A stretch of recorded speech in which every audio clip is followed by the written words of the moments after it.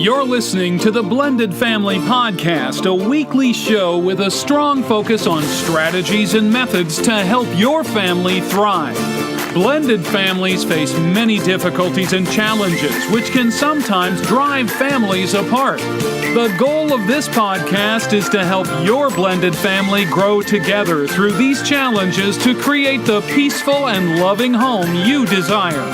Here is your host, Melissa. Hey, you're listening to episode 122 of the Blended Family Podcast. Today I'm bringing you an interview on the topic of parental alienation, which is honestly something I should have covered long ago. April 25th, which is the day after the show is airing, is actually Parental Alienation Awareness Day. So I hope this show sheds some light on the topic for those who aren't familiar, and for those who are, I hope it helps to add to what you already know. Coming up in the next month, I'm bringing you more interviews on toxic exes, mental health, and you'll hear from some of our own listeners. I might have mentioned that the month of May is actually Mental Health Awareness Month, and so that's why I'm covering all this for you.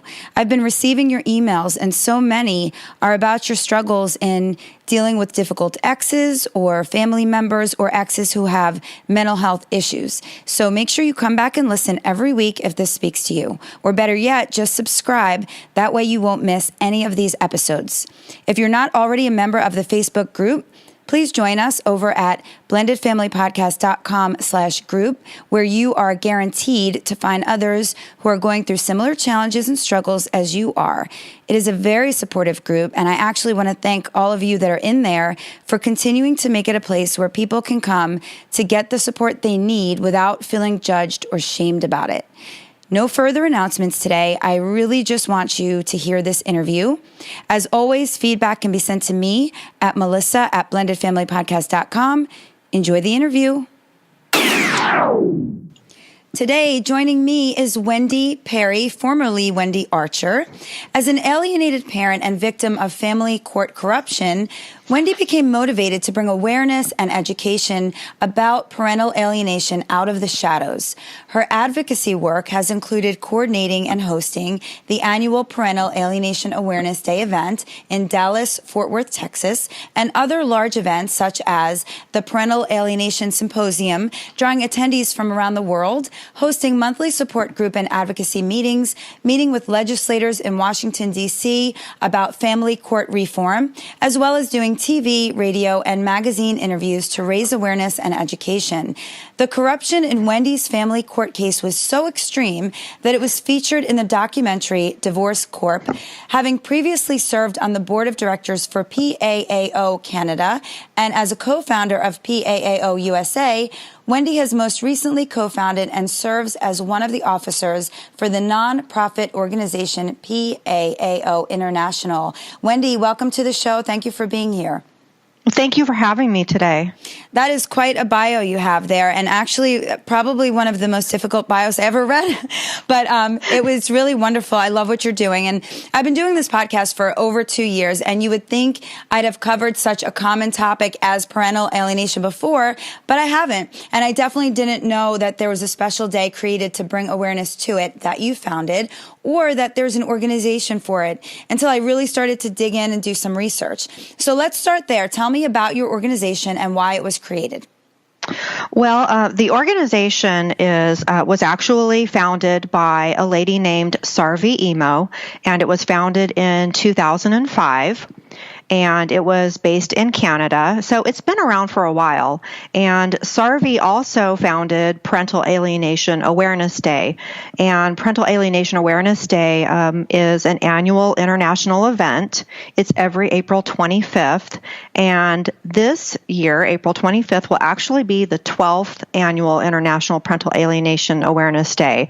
So Sarvi did a lot of incredible things with creating Parental Alienation Awareness Organization and Parental Alienation Awareness Day.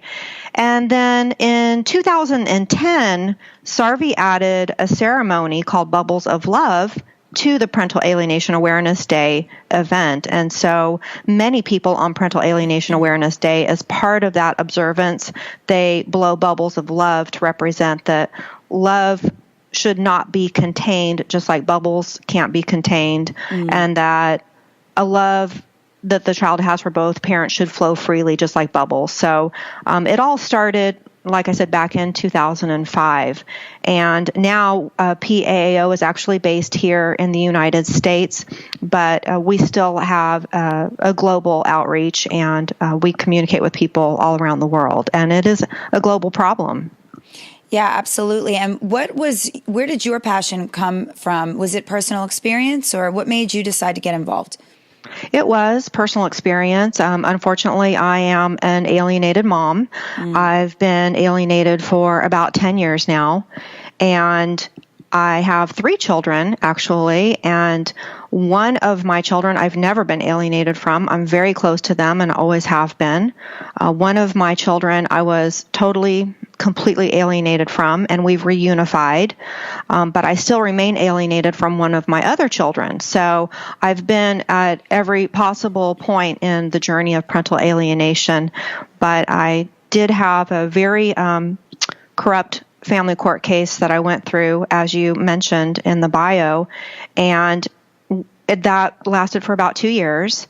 And when that court case finally came to an end, I thought, this fight is not over for me. I still want to make a difference, but I wanted to do something positive. Going through that court battle was, as you can imagine, a very negative, very draining experience. And I thought, I need to stay involved in this, but I want to make a positive change. I want to try to help other people. And so that really was my motivation for getting involved in parental alienation awareness. And I actually started that journey and that advocate work by hosting a Parental Alienation Awareness Day event. So it's a very special day for me because it's not only our annual awareness day, but it's an anniversary of sorts for me, because that's where I really started on this advocate work. Well, I thank you for that. And it's really a wonderful thing when you can take your own painful experience and turn it into something where you can grow and help others. So I'm really glad that you're here today. In your words, can you describe, for people that don't know, what is parental alienation, or PA for short? Sure. And I wanted to tell you that I am so glad that you're having me on today, because parental alienation touches many blended families. And it's really important that we talk about parental alienation and how it affects blended families and step parents. And, it's a hard subject to talk about too.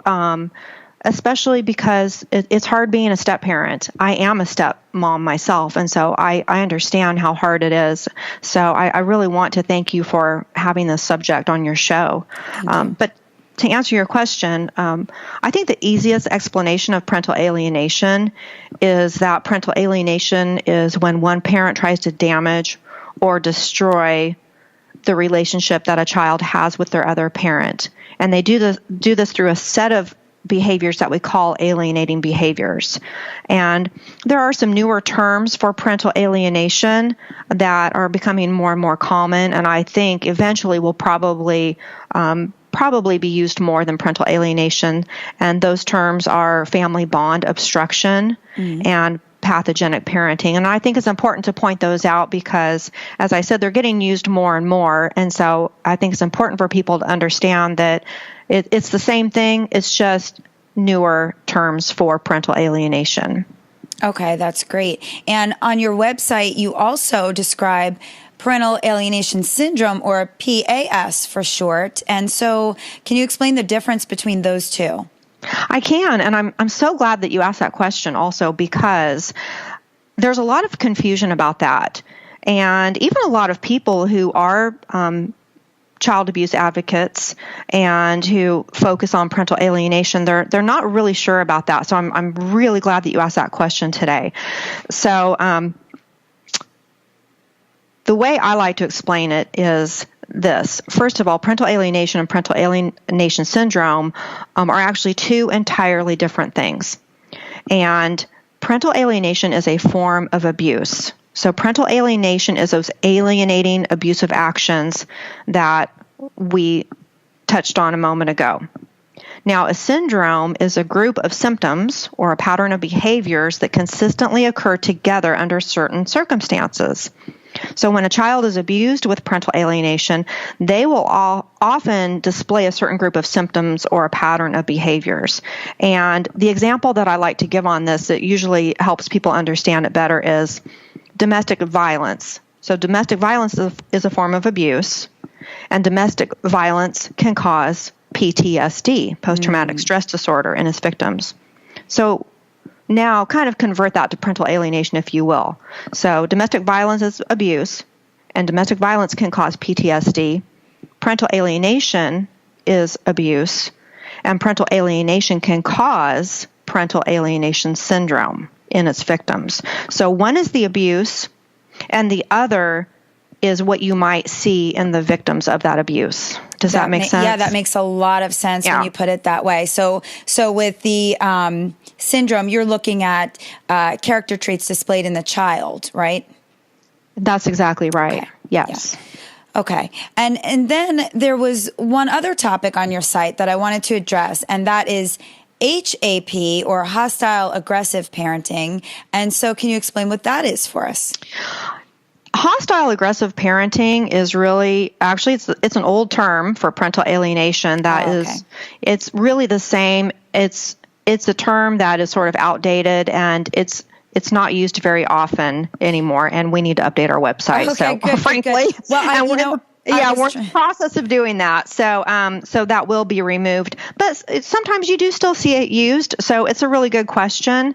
So basically, it's the same as parental alienation. It's just it's a term that probably is not going to be used much longer. That's perfectly fine, and that does clarify it. And I'm sure for everybody too that might see it. Okay, so while I was looking over your website, which for the listeners, it's Yeah, it is PAawareness.com. Is that right? That's right. Okay. That's right. And I will link to it in the show notes. I noticed a link there that is titled Children's Letters, and you have pages and pages of letters from people who have been through this. Most of them are now adults, and they describe what life was like for them. And I encourage you all to go on there and read them. But there's one in particular I'd like to read today. And this person said, I'm sure I speak for all of us when I say that we truly empathize with parents' situation, and probably from a wide variety of perspectives. While I can't speak to physical abuse, I can speak as a child of PAS. Children are a lot more sophisticated than we often give them credit for. They know, at least emotionally, where they are safe, where they are not, and who they can trust. What they don't always know is how to make the not safe situation better, so they rely naturally on the parents to tell them how. My mother, even 21 years after her divorce of my father, still crowns him as the greatest demon who ever lived. Hers was also to move the spotlight away from her own behavior and not take responsibility. And yes, there was even a time when I was cornered by social services, and poor Dad received a visit from them. At the time, I hadn't reported any abuse, but Dad and I had been wrestling the night before. I fell off the chair and bruised my leg significantly. By the time I left the high school nurse's office, I was convinced that only a really bad man would have let that happen to me. In hindsight, I know that my mom has emotional problems too big for me to fix and too big for her to control. I still care for her and love her, but don't really take too much of what she says seriously. My dad and I still have a pretty close relationship. To make a short story long, hang in there, stay strong for your children, and help remind them that they have specific talents and gifts that make them special, that make them worth any effort. And the reason I decided to read that letter, I liked that one because it does show some hope that even if you are a parent who's being victimized, there is always a possibility of saving that relationship. And you know that perfectly, Wendy, because you did so yourself. And I know so much of your mission is focused around children and protecting them from this type of abuse. What can we do to help our children if they're being placed in this type of position? Well, I love that you chose that letter, because when you listen to it, there's a whole lot of information in that letter that sounds like now a young adult gave. And a couple of things jump out at me when you read that letter is that conflict, that inner turmoil that the child is feeling, and you can even hear it to this day. You know, clearly they're saying, I do love both parents, but I'm conflicted. I see their weaknesses, and I see some fault, and I do love them both still, but it's such an impossible situation. And that is the thing also, is that it's when a child rejects one of the parents, they're not rejecting that parent. That's just their coping skill to deal with parental alienation. And I think the letter makes a point of that as well. But to answer your question, how can we help children when they're dealing with this form of abuse? And if you're a parent and you realize that the other parent is trying to alienate your child from you, the first and most important thing is to not deviate from the custody schedule. And an alienating parent will ultimately almost always start trying to interfere with your parenting time and try to keep the child away from you. And you cannot let the other parent have any of your parenting time, and not because of you, but for your child, because your child needs that time with you. They desperately need that time, and they need time with both of you. So it's critical that you set that boundary with the other parent as soon as you start seeing attempts to interfere with your time or to take your time away entirely. If you let that start, I can tell you that it will get harder and harder and harder. So you need to set that boundary as soon as you see that starting to happen. Okay. And it's also really important that you immediately start educating yourself about parental alienation. And when I say that, I mean getting real education about parental alienation from experts like Dr. Amy Baker and Dr. Craig Childress and Dr. Richard Warshak, and actually study parental alienation so that you can learn exactly what parental alienation is and learn exactly what is being done to your child and learn how to act and react and interact. Being an alienated parent, you don't have the luxury of just going along and just trying to do what you think you should do. You really literally have to learn about it and study about it. You have to understand what your child is going through and what they need from you. And then another important really piece is educate others around you. Educate your friends, your family, your coworkers, your children's teachers, any counselors that your children might see. Educating others around you is very important, because if the parental alienation progresses, these other people will need to be able to understand it so they can help your child as well, because they will become involved, whether you want them to be or not. And it's very, very important for them to understand it as well. Well, that's great. And I'm glad you brought up Amy Baker, because I did just do an interview with her, and I think it's going to air after this one, but she did talk a lot about that too, on unfortunately that you have to change your parenting style. And we'll talk about that in the show, but I know she has a lot to do. I actually found her on your website as well. So as I was looking through those letters, I also found letters from parents, and there are even more of those. And I know it's important to protect the children, but I also don't want to minimize the damage parental alienation does to a parent like yourself. So let me read this letter from a parent. She says, I have dealt with PAS for years, but did not realize what was going on until a few years ago. I have an ex-husband who became my daughter's pal rather than a father and had absolutely no rules. I found out that parent bashing was occurring each weekend that he had her for visitation, and by the time we figured out what was going on, it was too late. I've been a loving parent and have done everything I could think of to be a good mother. It didn't matter. She's 21 now, and after a brief reconciliation, her anger has resurfaced and we're not speaking to each other. I missed her wedding recently, and things have happened that can never be repaired. The pain I feel is unbelievable, and I don't ever see it getting better. Maybe when she has kids of her own. Meanwhile, the bond between her and her father gets stronger, if that's possible. I feel like I've lost her and wish that there was some way for her to realize that her father, the one she trusts the most, is the one who caused this. It's like she's been brainwashed, and I'm losing hope that this situation can ever be repaired. I really did believe that love would win out and that she would see that, but I was wrong. This is not the way I pictured life to be like when I had 3 little girls who I love unconditionally. My other 2 daughters have not been as affected, since his focus throughout the years seemed to be her. He leaned on her, treated her as his best friend, and she fed off of it. It's like fighting a ghost that no one can see, but I know it's there. And that letter was very painful for me to read, and that's why I chose it. I mean, there's lots of letters in there, and it hurts reading something like that. And I haven't personally dealt with anything like this. I can't imagine the pain that a parent goes through, but I can feel it there. And it has to be so hard, because we think our children should just know what's right, but they're children and they are so easily manipulated. So what do you recommend a parent does if they're losing the relationship with their child? Well, I agree with you. That it's so painful to hear, and you can hear the pain in that letter. And you've probably, when you were reading about the subject, you probably read some statements that it's like a death, but with no closure. And how do you deal with that? How do you live without your child in your life? And how do you live with your child telling you, I hate you, I never want to see you, I never want to talk to you again, when you were so close to them and you know that you didn't do anything wrong? But like that letter said, it is brainwashing, and they actually are in a cult. And Dr. Amy Baker, speaking of her, she does a lot of great education about that part of it, about the brainwashing and about the cult dynamics of parental alienation.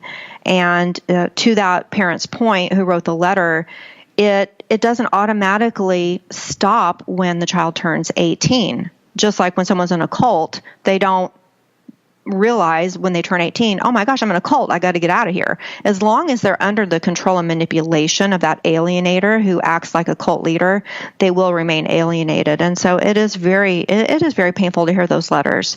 To answer your question, what would I recommend that a parent does if they're losing the relationship with their child? I have to really go back to that education piece. I just can't stress enough how important it is to really study what to do in this situation. And if you study what to do and follow what you learn from the experts, like I mentioned, then hopefully you won't lose your relationship with your child. But no matter what, you have to do not give up. And as I said earlier, do not give up any of your parenting time, if at all possible. And don't stop reaching out to your child. Don't stop texting. Don't stop calling. And when you reach out to your child, show them nothing but unconditional love. And I know it's really hard, but when you reach out to them, you have to present a positive image, a positive outlook. Don't call them crying and hysterical and saying, I miss you and why are you doing this? And they don't want to respond to that. So you really have to educate yourself. And when you educate yourself and you can understand why your children are doing what they're doing, you feel empowered, and you feel, I'm not going to say that it takes away the pain, because it doesn't. But you have a better understanding of what is happening and why you have to keep showing them that unconditional love and not give up. And then also, if you're a parent in that position, self-care is really important. And when you're an alienated parent, it's hard to not think about it 24/7. But it's very important to take care of yourself and try to maintain your health and try to maintain a balance in your life. Hang out with supportive friends and eat healthy and rest and do things you enjoy. And it's good to find a counselor who understands parental alienation and or a support group. And there are quite a few support groups out there. So self-care is very, very important. You have to do that, and your child needs you to do that. I'm glad that you said that. That was actually right on the tip of my tongue. I was just about to ask you, what do you do about self-care? Because, education is wonderful and it might tell you what to do, but you need to take care of yourself. And I know you did it and you've been there, and it's so important to have a support group, whether it's family, friends, strangers in a group, it doesn't matter. Because this is some really painful stuff that people are going through, and you cannot expect to do that alone. Now, like I said, I've never suffered from PA or PAS, but that's not to say that things haven't been said in the past that maybe shouldn't have been said. Parents of divorce, especially when they fight, sometimes let things slip out of anger. So I want to know, how does one differentiate between parental alienation and maybe, I don't know, some random gossip or talking behind someone's back? Do you know what I mean? I know exactly what you mean, and that is an awesome question. I have to tell you, I do a lot of interviews, and I don't think I have ever been asked that question. So I'm really glad that you asked me that. And the truth is that almost all people engage in some alienating behaviors when they're going through a hard divorce. And people are not necessarily at their best behavior when when you're hurt or you're bitter or you're angry or fearful or jealous or, just going through a crisis in your life. And during that hard time, people might make disparaging remarks, or they might engage in some negative body language, such as eye rolling or making loud sighs when the other parent's name is mentioned. Right. But eventually people start to heal, and they start to realize that they need to put the kids first and not make the children think badly of the other parent. So those are alienating behaviors during that time. But if those alienating behaviors start to diminish and that parent starts to be positive again, and they start to encourage the child's relationship with the other parent, then that situation, it's probably not heading into full-blown parental alienation. So that would fall under what you were talking about, gossip, talking behind someone's back, and it is alienating behaviors if it is any way detectable by the child. But sometimes people have a human weakness and they engage in a pattern of talking badly about the other parent, and they might not realize that what they're doing is hurting their child. And in that case, it's really important that a friend or a family member have a heart-to-heart talk with them about stopping this behavior. If they realize it's wrong and they stop, then again, it's not going to turn into full-blown parental alienation, and they're going to feel they're going to be really glad that their friend or family member talked to them about it, and their kids are going to forever thank them for that. But if someone continues with alienating behaviors, and again, this is a set of behaviors, it's not just one thing. But if they show that they're unwilling to stop these alienating behaviors, and they're determined and unremorseful about damaging or destroying the child's relationship with the other parent, then that is parental alienation. Okay. And do you ever recommend, let's say you see this behavior starting to happen, do you ever recommend going, if you have, somewhat of a relationship with your ex where you can discuss matters, do you ever recommend going to your ex and having a conversation about it, or does that never go well? I definitely recommend that. I really do. And now if you are full-blown alienated and it's very vicious, very malicious, and it's very intentional, you're probably not going to have any success in trying to talk to the other parent. Right. But especially if it's, like I said, kind of in those early stages where you're both very unhappy with each other, and you're not feeling good about each other, and you're in a bad place in life, so you're starting to make disparaging remarks, maybe you're saying some sarcastic things, and I think that you should definitely stop and talk to the other parent, and maybe give them an easy out. Maybe don't go after them and say, you're doing this and you need to stop. Don't put them on the defense, because nobody responds well to that. Go to them and say, I heard about this, and I feel like maybe we're both doing this a little bit, and we need to stop, and talk to them about why you need to stop, and make a co-parenting plan and part of that plan is, we're not going to do this. We're not going to disparage each other. We're not going to say things or do things that imply that the other parent is not worthy of love and respect. We're not going to interfere in each other's parenting time. So I think that is a fabulous idea. I would love to see more of that. I believe that when people get a divorce, I think that should be a mandatory part of getting a divorce, is to have that discussion and make that co-parenting plan at that point. So yes, I love that idea. I think if you're at that stage, you should definitely talk to the other parent and say, we need to do this because we both love our child and we want them to be happy and healthy. I love that. I wish that did happen more often. When I got divorced, it was like, you need to take this online parenting course or divorce course, whatever it was. And it really didn't do much. It was kind of a joke, and it wasn't together. You didn't have to sit together, and you definitely didn't come up with a co-parenting plan. And so I definitely wish that was implemented more often. So, Wendy, I have parents listening who need help right now. What is the first step that they should take if they think they are being alienated from their child or children? Well, again, I think the first step if you see signs that your child is being alienated from you, is to make a commitment that you will not give up any of your child's time with you no matter what. No matter what the alienating parent says or does, no matter what the child says or does. And they will say and do all kinds of things, and they will pressure you like you have never been pressured before. But you have to make a commitment to stay strong and to not give up that time no matter how hard it gets. And it is hard, but you have got to stick to that. You've got to be strong, and you've got to stay committed to that. The next thing is, again, educate yourself as much as possible and as quickly as possible about parental alienation so that you can better understand it and you're better equipped to handle it. Read books, watch videos, study the websites of experts like we mentioned before, like Dr. Baker and Dr. Childress and Dr. Warshak. And again, find a support group or start a support group. If there's not a support group in your area, this is everywhere. And if you start a support group, people will come. So find a support group, or if there isn't one in your area and you would like to, then start a support group.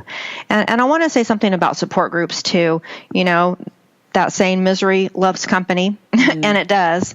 But I encourage you to find a support group that is doing some positive things so that you can feel hopeful and positive, even though you're going through this horrible situation, because you want to be a part of a group who is realistic, and you do get to share your feelings and share your emotions and show how hurt and sad you are, but also be a part of a group that is got some positive things going on for it, because that's really going to help you a lot. And we have that here, and I just can't say enough about what a great experience that has been for all of our parents that come to our support groups.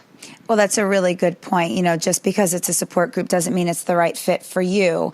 And my entire show and my audience knows that I am very much about positivity. So I definitely agree with you there. And for everyone listening today, what can we all do to support your cause? How can we get involved? I would say the easiest and most important way to get involved is to simply help us educate people about parental alienation and to talk about it. If you know of a family in your community that's dealing with parental alienation, reach out and try to help that alienated parent. And what occurred to me years ago when I decided I wanted to do this was that we talk about all forms of abuse in our society. This is the only form of abuse that we don't talk about. And we need to do that. We need to talk about it. We need to stand up and say this is wrong. And we need to not help a parent alienate a child from the other parent. And you'll see that a lot. You'll actually see a parent who is very actively discouraging the child, and they might even ask you to help them. They might say things like, that other parent's crazy. You got to help me keep my kid away from them. And you need to say no. No, I know that kids naturally love and they need both parents in their life. So I'm not going to help you do that. So it's really important. Like I said, this is the only form of abuse that we don't talk about openly, and that people they shy away from standing up about it. And I think that's the easiest and most important way that people can help. Yeah, and this type of abuse is extremely damaging. When you abuse a child, that child grows up to have problems as an adult. And so I definitely think there needs to be a lot more awareness. I also saw on your website that you have something about joining as a free member. Can you tell me about that? Yeah, definitely. So we, like I said, we are in the process of updating our website, okay. But we do have a area where you can contact us. And like most organizations and groups now, I think probably our main contact is through social media. And so our social media is mostly through Facebook, and it is actually updated. So I wanted to tell your listeners that our main Facebook page is Parental Alienation Awareness Organization -PAAO. And then we have another group That is Parental Alienation Awareness Organization International, North Texas. And it sounds local, but we actually have members from all around the world, and it's a very active and very supportive group. So I encourage your listeners to find both of those groups on Facebook. And I do know that it's a mouthful to say Parental Alienation Awareness Organization. So if they want to, find me on Facebook and send me a Facebook message, then I can help them get connected to those social media groups. Well, that's perfect. And I will link to both of those in the show notes as well. And listeners, you really want to check out the website, paawareness.com, for tons of valuable information on the subject of parental alienation. You can donate. You can become a member. You can learn more information about it. Get yourself educated. Like Wendy says, if you're not personally involved, you most likely know someone who is. So if so, please share this show with them and send them over to Wendy's site so they can gather more information. And Wendy, before we go today, I'd love to give you a chance to offer anything that I missed or offer any last words of advice.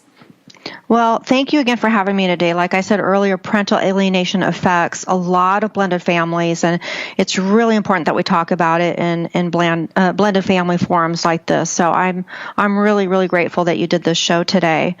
My last words of advice would be for parents to always remember that your children are half you and half the other parent, and it's who your children are, and it's essential to their health and well-being that you love all of who they are. So don't make them feel like you hate the other parent, because if you do, you're telling your child that you hate half of them. And don't try to erase the other parent, and don't try to replace the other parent with a new spouse or a new girlfriend or new boyfriend. And even if you don't love the other parent anymore, your child does, and they always will love that other parent, and they'll always need a relationship with that other parent. And if you don't let them love and have a relationship with that other parent, you're hurting your child in the deepest and worst way. So my last words of advice for people in general is to talk about parental alienation and stand up against it publicly, and just help us bring this horrible form of abuse out of the shadows so we can make a change in society to end parental alienation. And I always say it can happen to anyone, so it should matter to everyone, and that's really true. So I just ask your listeners to realize that and to join us in raising awareness and education about parental alienation, because children's lives literally depend on it. It is that serious. Absolutely. And that is wonderful advice. I really appreciate you coming on the show today. You are doing such meaningful work, and I can speak on behalf of many of my listeners who really need a place to turn. So thank you, Wendy, for creating that space, or for helping to create that space. And listeners, once again, the website you want to go to is paawareness.com. There is so much information on there, so I really encourage you to check it out. Feedback can be sent to me at melissa@blendedfamilypodcast.com, and continue the conversation over in our private Facebook group at blendedfamilypodcast.com/group, where you will find other parents who are in the same situation as you. That is what the group is for, so that you can connect with others, so you know you are not alone. I hope to see you there. As always, thank you for listening, and have a fantastic week. Bye. You have been listening to the Blended Family Podcast. For more information, please visit the website at blendedfamilypodcast.com. Remember, to create the peaceful home you desire, all you need is love.